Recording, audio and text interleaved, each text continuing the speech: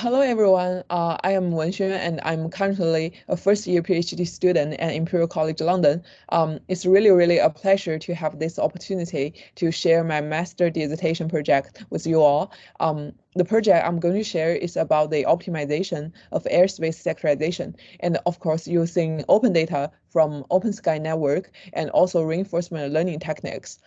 So firstly, why did we choose this topic, and why do we think research on this could help? The main motivation of our research is to address the imbalance between the growing demand for civil aviation and our limited airspace resources.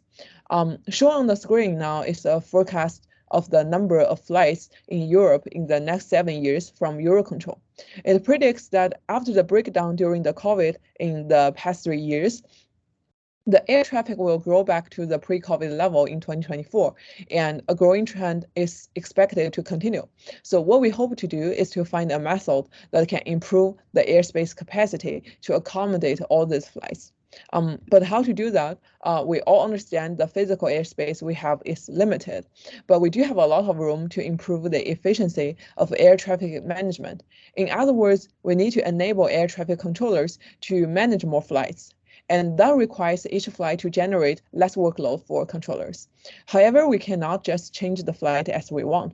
So we hope to focus on the process of airspace sectorization. According to a lot of studies in this area, we believe flight patterns, when happening in different sectorization, the difficulty of managing them is also different. Let's see a simple example here. Let's use two arrows to represent two flights flying at the same time, and the flying direction is the same as the arrow's direction, and their trajectories will be close enough to be considered as a conflict point at this red triangle here. So the two squares represent two sectors they could fly through. And the fact is that when the flights are operating in the sectorization on the right hand, they will cause a higher workload than on the left, because the conflict points is more close to the sector boundary in the situation at the right hand. This is an instance of how sectorization can affect workload, and the example here is just one of the many situations that can have such influences. So if we can design a sectorization with the least situations like this, we can thus reduce controllers' workload, and as a result, they can handle more flights at the same time, and then the capacity will be improved. So in our project, after going through extensive research of air traffic controller workload and talking to researchers working on this field, we decided to take two values as indicators of air traffic controller workload. The first one is the number of entry and exit points, and the second one is the number of conflicts close to the boundaries.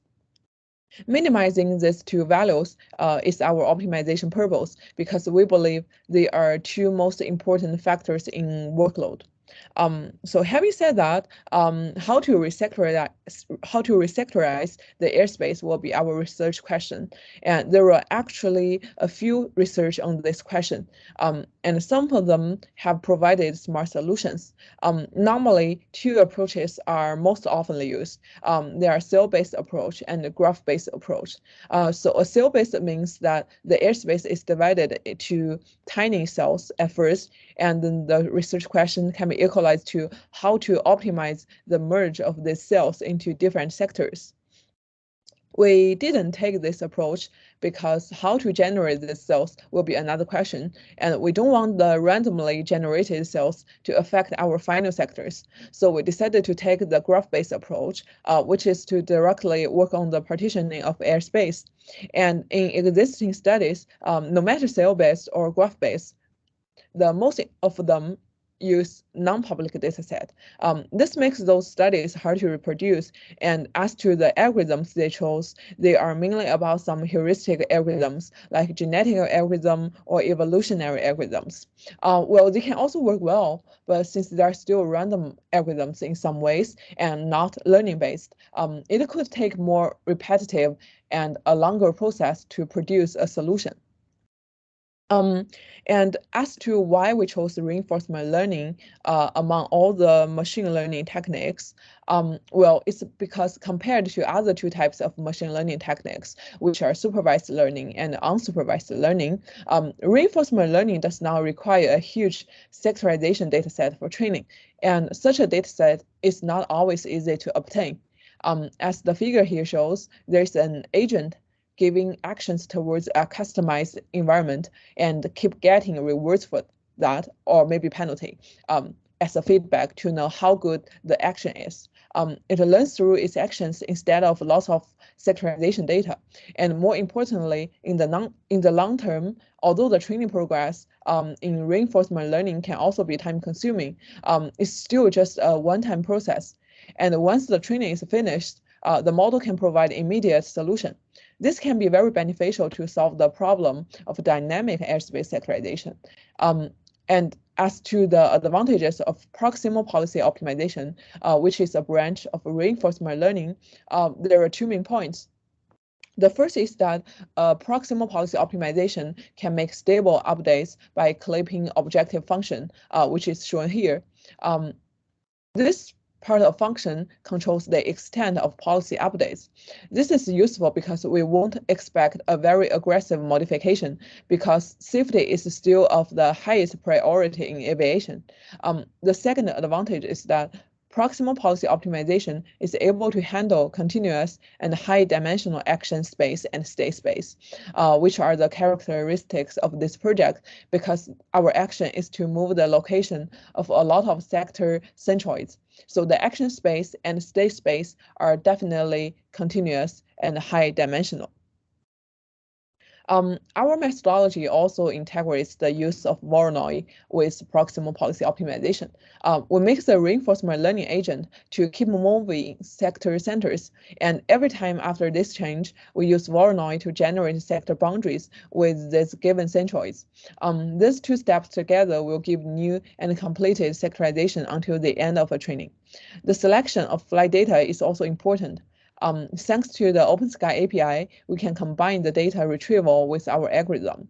The two methods are used together to get real-life flight tracks. So after we have a new sectorization, we can access it with OpenSky flight track data to compute related workload and give an award for that. So here is our pseudo algorithm for the method, and also a flowchart of our optimization process. We can have a quick look on that. Firstly, we get our data, both flight data and sector data in the UK airspace, and we input them to the training environment, and then get a new sectorization and compute the reward for that.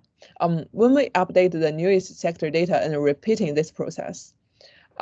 As to the training algorithm, first action space and observation space are defined in the environment initialization. Then the initial sectorization is pre-processed and loaded, and we also set the length of a training episode in this step. The step function is the core in customizing the environment because it simulates an interaction within the environment. So finally, after the maximum step is reached, this episode will be terminated. And just in case you are also interested in the source code and data, you can find both of them on my GitHub website, which is shown here in the slide. And notably, before applying the algorithm to the real-life situation, we also manually tuned 3 hyperparameters, which are episode length, total timestamp, and learning rate. And we found the most outstanding combination is when a learning rate of 0.0003, an episode length of 10, and a total timestamps of 10,000. After that, we applied it to the UK airspace spanning from 8 degrees west to 6 degrees east, and from 48 degrees to 62 degrees north. We used the real-life sectorization in the UK airspace as an initial solution. After doing that, we got our optimized sectorization solution as displayed here. The quantitative comparison shows the new sectorization has seen a 34% reduction in sector crossings and also almost 13% reduction in conflict points near boundaries. And if we include flight patterns in our comparison, we can see a much greater vertical alignment with this flight path. This means we have reached our goals to reduce entry and exit points. And when observing the difference visually, we can also see there is a reduced variability in sector sizes and shapes. This means there are fewer sectors too big or too small, or with irregular shapes. And the spatial distribution is also more evenly spread, not too condensed in some area while too empty in others. This improvement is especially obvious in the busiest airspace above the UK continent. Meanwhile, there are also some limitations in this study, and we can address and we will address them in the future work. The first thing we plan to do is an extension of training dataset. We plan to use flight data from a wider time frame, like 1 week or even longer, to train the agent.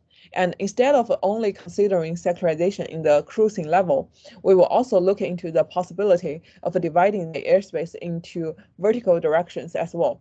But the most important is that as we already got a model that we believe can sectorize the airspace dynamically, we hope to apply it on real-time flight data with the help of open data and see how it modifies sectors along with the changes in flight conditions. So that is basically all about my share today. Thank you very much for your attention, and it has been a really, really amazing 2 days with you all in Toulouse. Thank you, and see you next time.